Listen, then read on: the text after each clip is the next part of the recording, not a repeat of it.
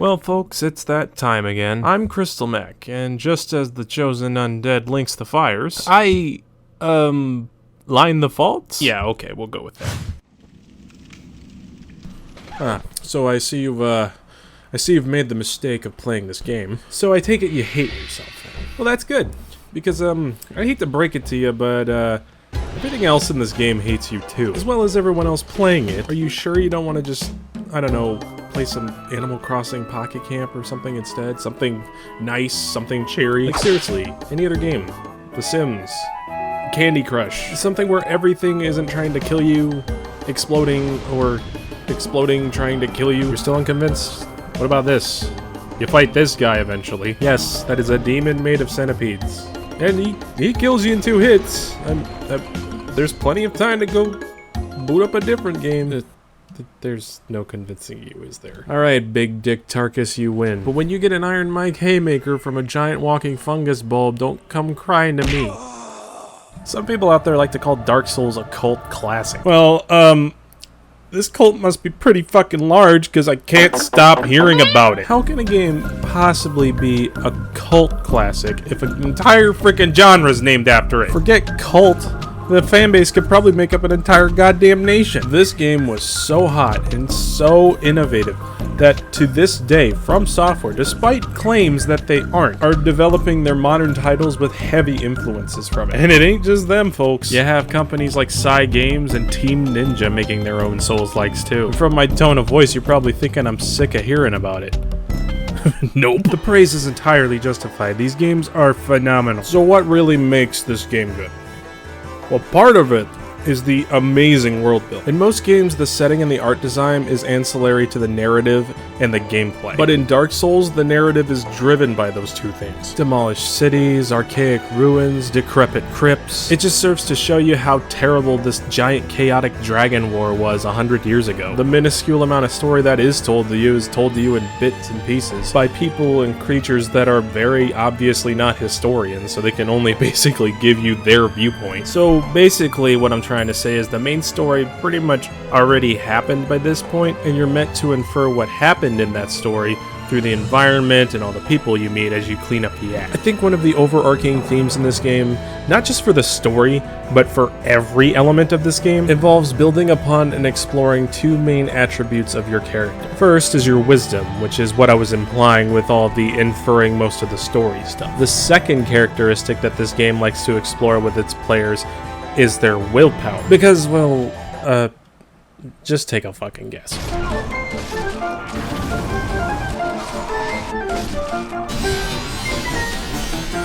So as you can see, clearly my limit is but back on top. These themes even apply to the gameplay. You build upon your willpower by learning what tactics are appropriate in each combat scenario, and by learning the timings on your attacks. And your wisdom starts to grow when you build your actual character, when you configure their stats and their equipment, your loadout, all of your weapons, and of course by sleuthing a little bit and finding secret paths and shortcuts. The game revolves around making you a better player. And it's evident because when you finally beat that boss you've been struggling for hours and hours to kill, it really does make you feel like a bona fide badass knight. And it's evident in a thematic sense too, because at the start of the game, when you complete the tutorial and you're thrust into the hub world, most of the characters there pretty much see that as a fluke. They don't immediately treat you like some kind of god-slaying warrior. For all they know, you're just another walking corpse. Let me guess. Fate of the undead, right? Well, you're not the first. You'd have done better to rot in the undead asylum. You have to slay the gods before they call you the God Slayer. This gradual build into you as the player, being this beacon of hope, this prophet of justice, that is how you make progress in a game feel meaningful. Really, one of the reasons I love Dark Souls this much is just because it seems like it was developed without that typical cookie-cutter AAA template going on. Like with some games, you kind of get the impression that the developers are basically just going down a checklist and including a bunch of stuff that games have to have in order to be hip these days. I'm talking about like stupid extraneous shit, like tacked on battle royale modes, giant supermassive overworlds devoid of content, pretty much existing just to make the game feel like it's bigger than it actually is, making everything customizable, making everything craftable, shoehorning shoehorning half-baked co-op modes into games that don't really need them. You get what I'm saying. But no, Dark Souls makes the tiniest stat boosts and seemingly innocuous equipment modifiers meaningful. You choose your class at the start of the game and you modify that class throughout the game by upgrading your equipment and buying new stuff. You could get lucky and find really powerful equipment off of random drops off of rare enemies, or you could just grind and level up your current equipment and stats. Believe it or not everyone is trying to kill you, and you can actually buy stuff off them, or you could actually just attempt to kill them anyway in order to get some rare items. There are covenants devoted to fighting other players in PvP, defending certain zones, helping other people defeat bosses, but you could also just skip out on all of that and just enjoy the main story alone or with friends. My point is, with Dark Souls, it's pretty easy to tell in comparison to other games that this was really a passion project from Software, and they poured their guts out for it instead of just following the leader and putting in a bunch of by-the-numbers crap that we've been getting used to. But passion smashing. You know who else was passionate? Tommy Wiseau. Neil Breen. Phil Fish was passionate about being a fucking baby. Sean Murray was passionate about being a fucking liar. Randy Pitchford is passionate about punching voice actors in the face. Voice acting. And I'm passionate about bitching about video games, just like half the rest of the internet. So what exactly is it that's keeping this dim tale from being so grossly incandescent? Well, I don't know about y'all, but I found at least 3 things that left me a bit hollow. Okay, so up front, the biggest issues I have with Dark Souls 1 are a consequence of the game being primarily designed with online features in mind. Now, to clarify, I don't hate the online features. They're actually pretty fun, although they could have used a bit more polish, and spoiler alert, one of them is so fundamentally broken that it is also in this list. But because From Software decided to focus a little bit more on online interactivity, it inherently hurts some of the other parts of the game. And I'm talking extremely basic stuff, like this first vault. All these grotesque and unsightly abominations that you encounter in this game, and somehow the ugliest thing in this game is the menu screen. If it was ever possible for a menu screen to be a burn victim, then this would definitely be it. And it's not just a pretty shitty face either, because it's really clunky and frustrating to navigate. Even the very first time you start up Dark Souls, it immediately speaks volumes about how shitty the menus are going to be when it makes you scroll all the way down a text box just to confirm a license agreement. I never really understood why, when I want to play an online game nowadays, that I have to sign a waiver for a 10-page document that basically just tells me, don't cheat and don't be a shitty fucking person. One other point I'd like to make about the front end. It's not so much a problem with the remastered edition of the game, which is the primary version I'll be using for this video, but on the original PC release of the Prepare to Die edition, not only was the game poorly optimized, these were all the display options that you could configure by default. Total Biscuit, rest in peace, was probably having a fucking field day with how shitty this port was. Especially so because he was by far one of the largest advocates for a PC port of this game. Imagine getting hundreds of thousands of signatures from fans on a petition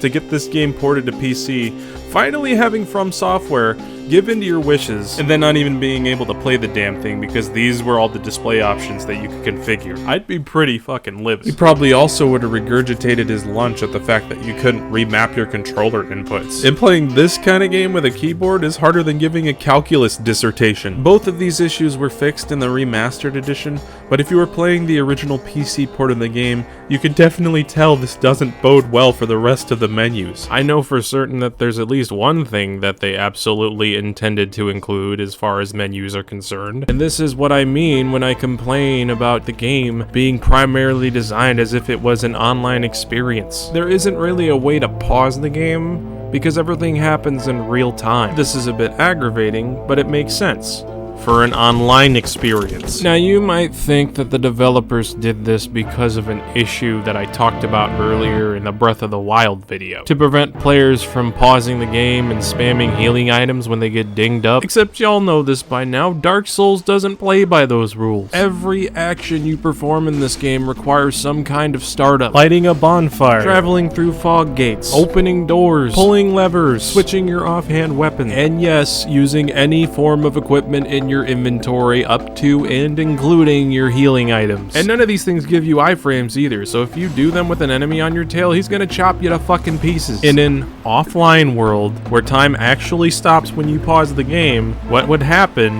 is you would select that item to use, you would use it, and you would get chopped up anyway. I guess you could probably argue that it's also trying to deter speedrunners from using pause buffering. Basically, for people who aren't nerds like me, and to be honest, I barely kind of understand it too. I believe that's when you keep pausing and unpausing the game repeatedly to get on just the right frame to perform certain inputs. So to apply that to Dark Souls case, basically you would pause buffer until one of the giant bosses is about to unleash one of his attacks. Then you might input a roll to avoid it, say. But honestly, if that's the kind of witch hunt you're on to deter speedrunners from using speedrunning tactics, you should probably hang that fucking pitchfork up, Cletus. It's not worth it. Whatever the case, if you have to take a piss or something and you want to prevent risking your character getting killed by invaders or something like that, your options are to either quit the main menu and go through a bunch of annoying loading screens. And on lower spec systems or older consoles, that can take a pretty goddamn good while. Or you basically have to drop whatever you're doing and hightail it to the nearest bonfire and rest there, which incidentally deletes some of your progress by respawning almost all the enemies. Oh, and if you happen to be killed when you quit the game,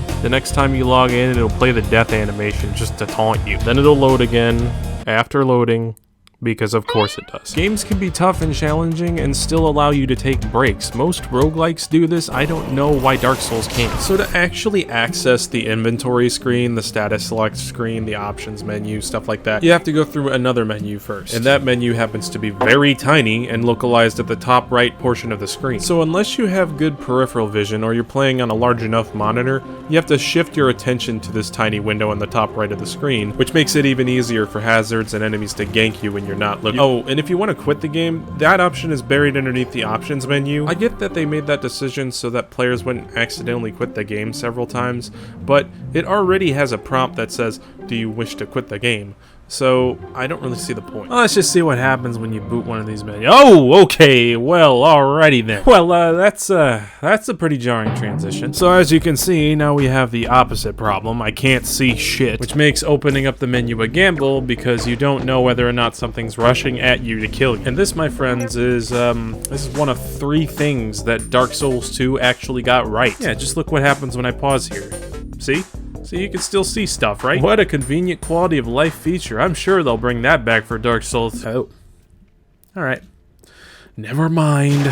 So to give you a rundown, you basically at this point have traded not being able to see the menu for not being able to use it. So in the first game, let's say you want to equip something. This isn't really much of a problem when you first start out, but then when you start to get more shit, you have to go through this giant ass list, scroll all the way down until you finally find what you want to equip. And if you thought that was annoying, using active items is even worse. In the remastered port, they fixed this. But in the Prepare to Die edition, if you wanted to use something like, say, a bunch of Lost Souls of Undead, your options were to pause the game, use the item, go through an animation, re-pause the game, reuse the item until you have no more left. A process that can literally take upwards of 10 to 15 minutes. Or you can equip them to your item shortcut menu and use them as active items outside the menu until you have no more left. Which cuts down maybe about, I don't know, maybe like 5 seconds worth of time. One other thing. As far as equipment is concerned, if you come across duplicates, they don't stack. And carrying dupes in your inventory is pretty much useless until half of the game is already over. So you're either spending a lot of time clearing dupes from your inventory, or you're spending a lot of time sifting through the dupes until you find what you want. Yeah, you can store stuff in your bottomless box, but Dark Souls is the kind of game where you never know when something in your inventory will come in handy, so... Oh yeah, I almost forgot, you have to buy that too. So for the first couple hours of the game, I hope you like hoarding them broken straight swords. But if you thought that was tame, then let's take a look at the stats screen. And if you're trying to cohesively interpret what these numbers mean, you may as well be reading a strategy guide made by Trusty Patches. How many fucking stats are there? Holy shit. God, there's stats for everything. There's stats for how resistant your character is to different forms of physical and magical attacks, the amount of spells your character can attune and how often you can use them, how easy it is for an enemy to knock you off balance and put you into hit stun, what your favorite condiments on a pizza are, your political affiliation, your W-2 forms, your grandpa's middle name. Okay, we're not going that far, but for all I know, that's what they could be. Yeah, there's an explanation button, but it'll take you like another 30-40 minutes to figure out which individual stat does what, and you're likely to forget it. And to be honest, what number is really a good number for most of these values? I'm only gonna know how good I am at resisting toxins once one of these googly-eyed salamanders sprays his load all over me, and I get a rough estimate of how long it takes for me to keel over dead. Even when you finally find respite at a bonfire bonfire, you still have to go through these clunky menus to do anything. There's options here to kindle the bonfire or revert your hollowing,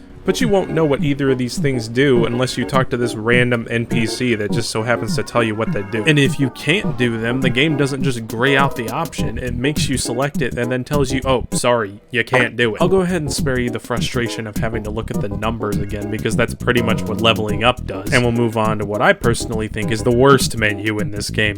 The warp menu. The only game in the series that has a good warp menu is Dark Souls 3. Even Bloodborne had its menus scattered about the hub world, which was just annoying. In the first game, this option doesn't even show up until you clear like half the game anyway. And you can only warp to a select few bonfires. It doesn't let you warp to every single one. And there are some areas that you just plumb can't warp your way out of, like the Duke's Archives or the Painted World. So if you somehow stumbled into those places without leveling up pretty well, have fun. And it only really gives you the name of the location of the bonfire. It doesn't actually give you a visual cue of where it is. So if you can't remember which goes where, you're gonna have a fun time trying each one until you get to where you need to go. So in Dark Souls 2, the developers noticed this issue and they decided to try and fix it. And this attempt to fix it made it even worse. Alright, now there's pictures. Great, good, but none of the locations are sorted in any discernible order. There are endgame locations strewn about in this thing right next to early game locations, and it's all a big fucking mess. And it gets even worse because each of these locations has sub-locations, so now you're trying to figure out which place within these locations you need to go, and it just fucking boggles your mind. Which one has unexplored paths and which one has a dead end? I don't know. I couldn't fucking tell you. You see, in games like Donkey Kong Country and New Super Mario Bros., they hinted at whether or not there was still stuff to find in a level with symbols and color cubes. But you don't get any of that here because this is Dark Souls, and Dark Souls does not like to see its players happy. I understand this isn't the kind of game to hold your hand, but even a small visual cue would be nice. Actually, the topic of lacking visual cues for progression contributes pretty heavily towards this next fault. Let's not beat around the bush on this one. This is not an issue exclusive to games like Dark Souls. There are a lot of games nowadays that just have so much trouble closing the book. And to be honest, the truth is, like most of us, these games peak really early, and the best example I can think of this is Saints Row the Third. This was a game that arguably peaked in the goddamn previews. Like, all you really needed to see was the VTOL jet, and you're like, oh, okay, there you go. That's what this game is. The first two missions of the game, where you're swinging around a giant office building in a giant airplane, are way better than anything else the game has to offer. Because the anything else that this game has to offer is basically just making all the side quests from the first game mandatory. Most of the missions that should be cool, like the cyberspace level and the zombie apocalypse scenario, just feel watered down and unexciting. This culminates in the game being a giant mess. I kind of like to think of it as a praline. You'll take the first bite and you'll think, wow, this is really good. But you're not gonna fucking finish that thing. It has like 6,000 calories. You respect yourself more than that. It's not quite as bad in Dark Souls' case, but you can't deny that they're at their strongest and most engaging towards the beginning and the middle. That is, of course, unless you're playing Dark Souls 2, which is never at its strongest point because it's very stupid and bad. But in the other games, once the story kind of nears the conclusion, things start to kind of pathetically peter out. You'll begin to notice that the level design feels uninspired and incohesive. You'll see the same repeating patterns of enemies and hazards over and over again. And you'll also have to deal with completely bullshit puzzles and riddles that give you almost no good hints as to what to do next. And all these issues conglomerate and make the game much less whimsical towards the end. If you really take a look at the main areas in the last third of the game, you'll begin to notice that they each encompass at least one of three issues. They're either soul-crushingly tedious, confoundingly cryptic to the point where you have to consult a guide or wiki to progress, and just being plain fucking cheap and unfair, even by this game's standards. And shit, a few of these areas have all three of these problems. Let's run a comparison between two early mid-game areas and two late-game areas, just to show you what I'm talking about. Here's a look at some of the earlier levels. You see a bunch of enemies decked out in different armor sets, wielding all kinds of different weapons. They look like they actually belong in those areas. And in Orlando, you have the giant Sentinel Knights and the Silver Knights decked out in a bunch of fancy armor sets, and it makes sense because they're essentially protecting the Princess of Sunlight. In the lower levels of Lordaeron where you first start out, you walk across the ramparts and you find the Hollow Knights with cheap, decaying armor. It's the kind of stuff you would expect expendable grunt infantry to wear. Hell, even Blighttown, the fucking nastiest level in all of video gaming, like it even has creatures that match the setting, are all gross. They look like they all have tar on them, they have a bunch of fangs and pustules sticking out of every part of their body, and they mostly come at you with rocks and sharp sticks and basically whatever they can pick up. Even the secret areas have some kind of central theme going on, and all the enemies in there match the setting. There are shops and NPCs scattered about because early on, when the world wasn't cursed with suck, these places were actually viable as cohesive settlements. By the 12th hour of the game, you're traipsing around the demon ruins in Lost Izalith, and the first goddamn things you see after the ceaseless discharge are just several carbon-cut copies of the second and third bosses. They're just loafing around, staring into space, in a large open magma field with nothing in it. You fight these guys, you fight these fat statues that look stupid and out of place. The giant worm from the Bugs Life video game tries to kill you, and then I shit you not, you fight the fucking first boss again. And so what if he can use fire attacks? It's the same fucking model, they just painted it red. The game's penultimate challenge, the equivalent of Hades itself. And it gives off the same vibes as a bad custom Half-Life map or a Super Mario Maker level with dozens of copies of the game's toughest enemies just plastered about the fucking screen like a toddler did it. It's just ridiculous. And if that wasn't bad enough, if you get even further, you get this. What exactly is it? I don't fucking know. It just looks like a giant pair of sentient, demented skeletal chicken legs. And what are they doing here? They're just standing about in the middle of a fucking lava lake for absolutely no reason. You don't even have to fight any of them. They only attack you if you interrupt their lava baths, so there's really almost no point unless you want to farm for drops or souls or something like that. God, what a fucking mess. And I haven't even talked about the boss yet.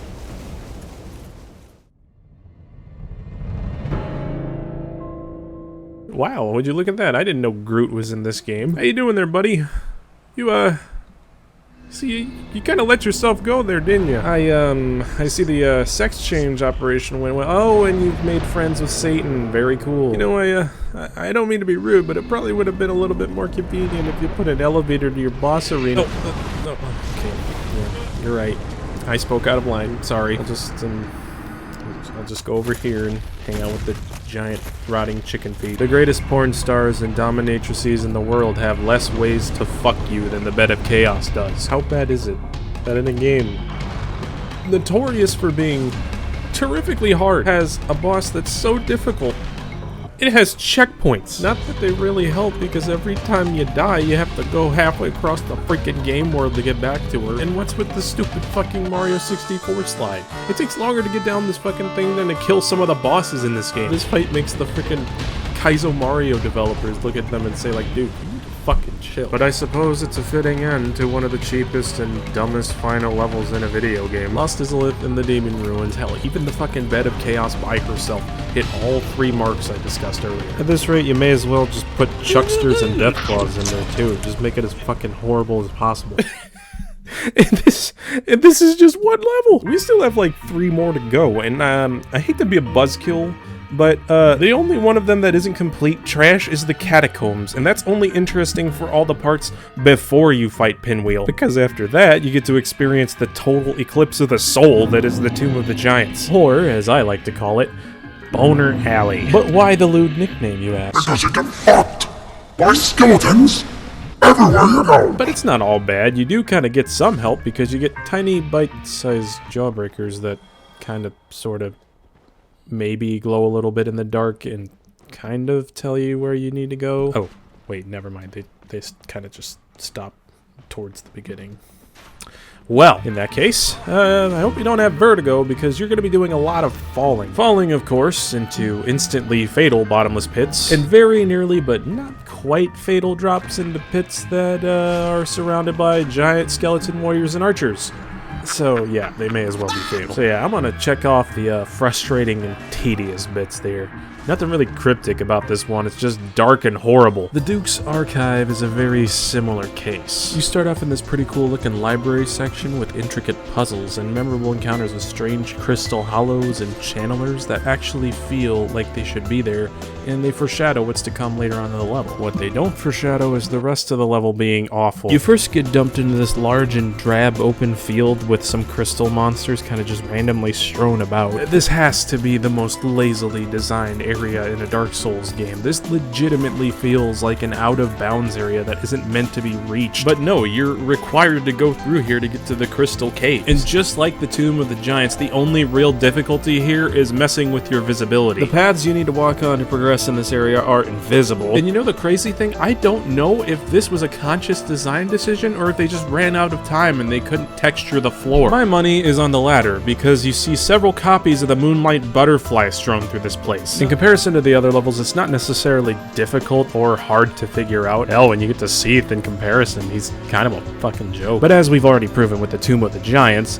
having to pay attention to tiny particle effects splattering onto the floor does not exactly make for enticing gameplay. And as a crystal connoisseur, I'm very disappointed. I think that the one area that got the most attention as far as endgame areas go was the New Londo Ruins. And that's kind of sad because it's not very fun either. The first thing you notice when you enter this area is that half the enemies are ghosts. Ghosts that you cannot attack without consuming a specific item or by using a special ghost weapon that only they drop. Or the Great Sword of Artorias if you have Holy Jesus Christ stance. But they can attack you. Their attacks go behind your shield. There's 500 of them. And of course, they can phase through the wall because they're ghosts. So absolutely nowhere in this stupid hellhole is safe. There are also a bunch of walkways next to bottomless pits that are concealed by water. And with the first two games, the developers must have loved this shit because there's an entire level in Dark Souls 2 that has this basically as its sole gimmick. Because being able to see what's about to kill you is overrated. So here you are, going at a snail's pace, taking out ghosts one by one, nary a bonfire in sight, then you go down several flights of stairs and you find a pit. And just like any other pit in the game, if you fall in it, you die. That is, unless you've collected a special ring from an entirely different area, which just so happens to be on the other side of the game world and is guarded by another boss, and is only vaguely hinted at by some small scribbles on the floor right next to the pit. By equipping said ring, then and only then can you traverse the abyss, which, yes, is literally just a pitch black dark room with absolutely no frame of reference as to where you are. I can't make this shit up. One of the endgame areas is literally just a black void.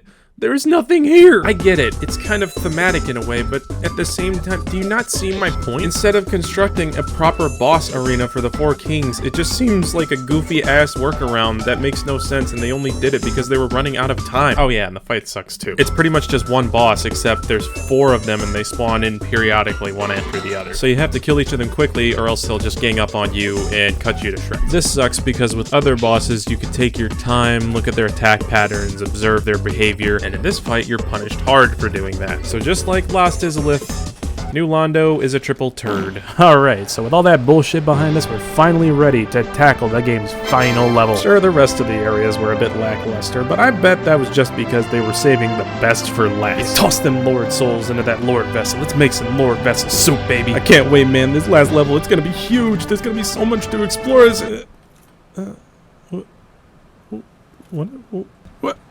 What's this? What the hell is this? So, you're telling me that my reward for almost completing, one of the most difficult games ever created by human beings is this gray expanse of nothing with the same enemies I've been fighting throughout the game, just plastered on a straight, narrow path? Fuck. Well, at least it proves my point. Oh, but that's not all. You also don't get any fucking checkpoints. Oh, cool. You finally made it to the final boss. Well, I hope it doesn't kill you, because I meant it when I said there wasn't any checkpoints. You gotta do it all over again. I just want to beat the game. Come on. Let me beat the game. Well, it could be worse. I guess you don't have to solve any stupid Egyptian ancient pharaoh puzzles in order to reach Gwyn. But y'all do see what I'm talking about, right? Were you really, really engaged by this game's final hours? Or were you putting your brain on autopilot and trudging through them because they were so mentally and physically taxing? Honestly, when I got through these parts of the game, the feeling of accomplishment that I got turned into feelings of relief that I didn't have to go through it anymore. It's worth it for the credit song, though. This credit song is so good.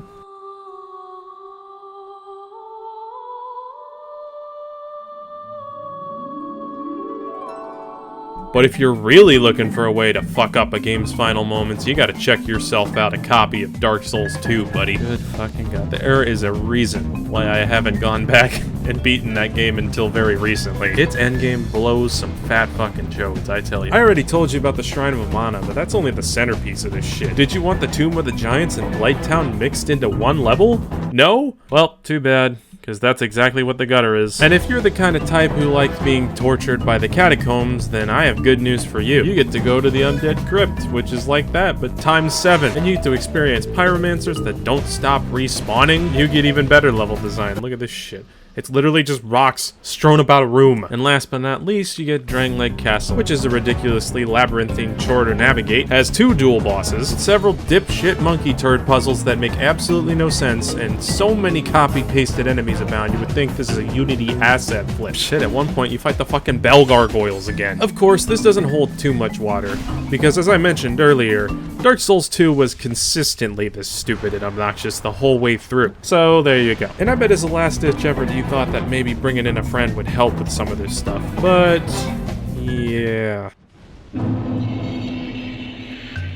So one of the cornerstones of design for the Dark Souls series as a whole is how connected everything is in its worlds. The only time this game really has to load is when it boots you back to a bonfire after death and resets some of your progress. Everything else is seamless. If you so desire, you can run from the very start of the game to the underworld, then a brisk jog. And aside from maybe a bit of brief stuttering on occasion, you won't be halted by a black screen. This is what makes it feel all the more rewarding to progress and survive, because you can just go straight on ahead with the game, even after defeating major plot important bosses. However, this also introduces a few speed bumps in the design philosophy. When I said that everything is connected, I meant everything, and this includes everything that other players try to do to you, regardless of whether or not it sometimes helps or mostly hurts. And at first it seems harmless enough. You start to see these inscribed messages on the floor written by other players, either to give hints as to what to do next, or to goad someone into jumping to their deaths in search of Fall's secret paths. But once you get settled in and learn the game's mechanics a little more, you also learn that if you want to be able to summon friends or allied NPCs to help you,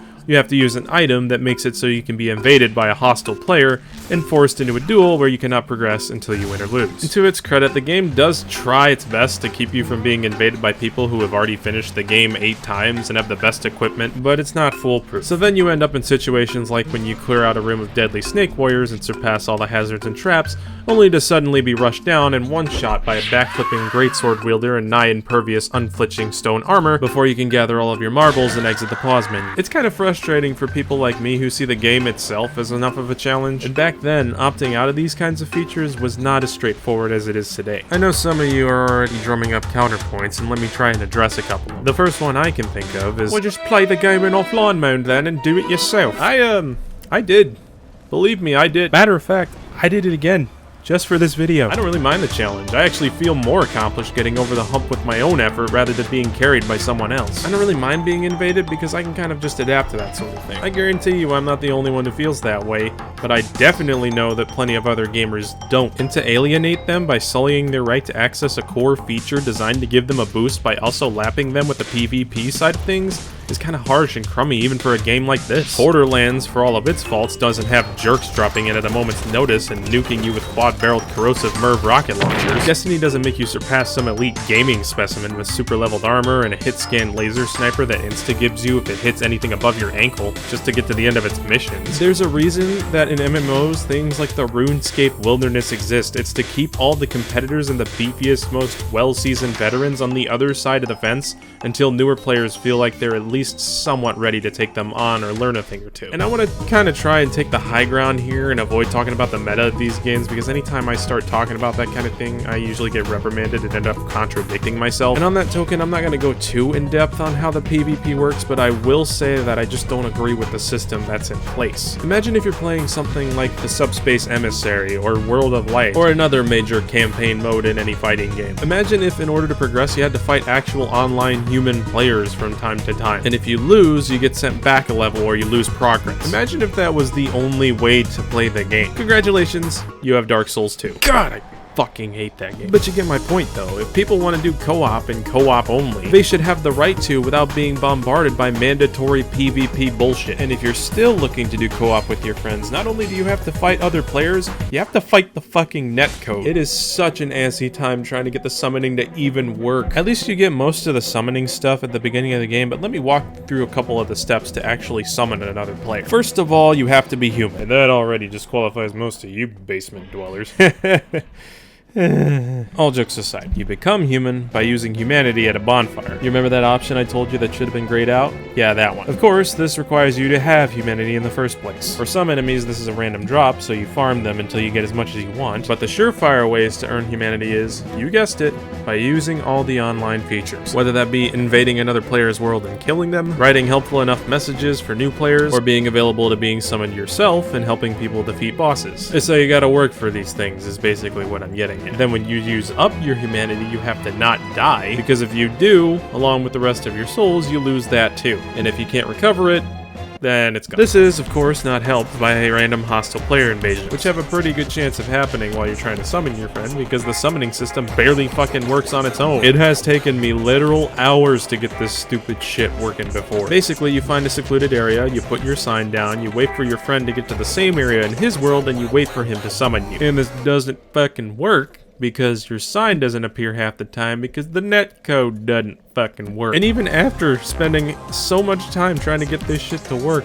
you'll have to do it again, because after you defeat a boss, the phantoms go away. Now make no mistake, I still dislike it the most, but I will admit, this is one of the few areas I believe Dark Souls 2 really improved upon. I honestly can't remember if the third game shares this system or not. It's even better. You get to password match with your friends, so it's a lot more specific. But in the second game, there's an option in the menus that basically lets you choose a dedicated server for online features. This means you and your friend can join the same server, air quotes, and be able to more easily summon one another. With all that said, of course, it still isn't perfect. It does take a bit of finagling to work, and, as I mentioned above, the online features are always active in this game, so you run the risk of being invaded even when you're in your weaker hollow form. God damn it!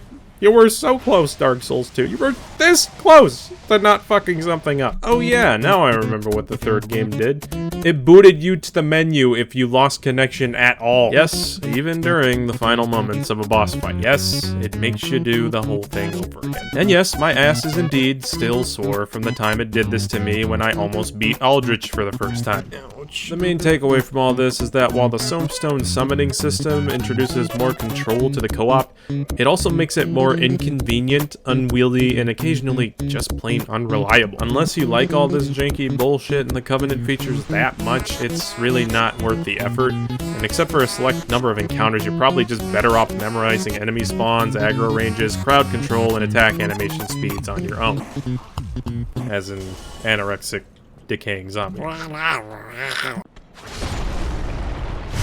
As I made this video, I kind of realized how hard it is to criticize a game like Dark Souls, because the good and bad elements of this game are widely disputed, especially in regards to all the online and PvP features. That, of course, and the game not having an easy mode, but the reason why I don't think that's as much of a big deal is because look at the fucking marketing for this game. Come on. This is not a sequel to Freddy Fish we're talking about. This is Dark Souls. It makes no secret about it being unforgiving and unfair, and you have online journalists complaining about how the game that is supposed to be hard does not have an easy mode. I personally just don't see the point. Now you might be asking yourself, well, why is this different from excluding the PvP from the co-op? Well, that, my friend, is a system that doesn't function properly, and this is a system that is not needed at all. And I'm just gonna leave it at that. But again, subjective. that's my opinion. I mean, you already knew that. You clicked on this video. I don't know why I bothered explaining that. Whatever, regardless. The games are great, memorable, and satisfying to play, except for the second one. And if you haven't caved and tried it yet, I encourage you to do it. If nothing else, it'll put a little hair on your chest and probably make you come up with new swear words to try out. Although the few of you that don't already have this game are unfortunately going to get swindled into buying the remastered edition of the first game, which really doesn't do that much except for make the textures a little crisper and make the game run at 60 FPS. Because the Prepare to Die edition is now,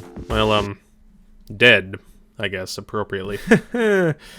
Sucks. Hey everybody, thanks so much for watching my video. If you liked it, hit like. Go ahead and feel free to subscribe too. I don't know when my next upload will be. I'm gonna be busy this fall, so I guess we'll see where that falls. But until next time, I'm Crystal Mech. Keep it real.